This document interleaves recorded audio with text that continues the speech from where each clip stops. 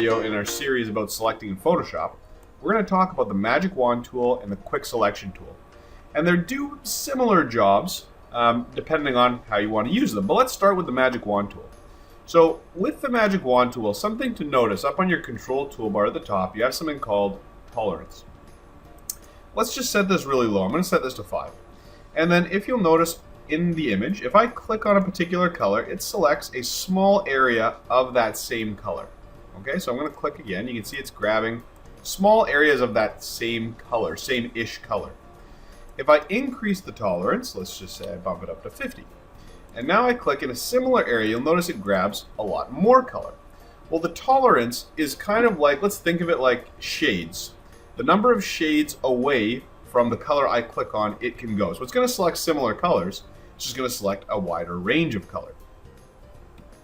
The Quick Selection tool is similar, a little bit different. So I'm going to click and hold on the Magic Wand. I'm going to go to my Quick Selection tool. With your Quick Selection tool, you're going to set a brush size, and that can be done on your control toolbar up top as well. So I can make it a smaller brush size if I was selecting a smaller object, or a larger brush size for a larger object. And essentially what this tool does, it allows you to click and hold and select areas of color, and it can also look for defined shapes. So it's a very useful tool. I'm just clicking and dragging here. You can see it's adding more to my selection. I'm not holding any key down. By default, it adds to the selection.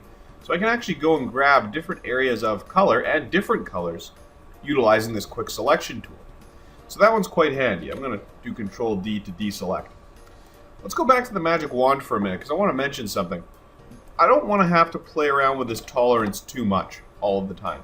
But I may want to select a shape that's a variety of shades of similar color.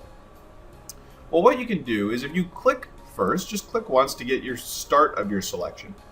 And then if you hold down the Shift key, you'll see a plus sign appears next to my Magic Wand. And what I can do is I can add to that selection. Now we'll talk more about this in a later video, but I can simply hold Shift and click on more colors to add them to my current selection, and then of course eventually getting the entire shape I might want to select. So that Magic Wand tool and the Quick Selection tool are extremely handy when doing difficult selections of similar color or similar shape in Photoshop.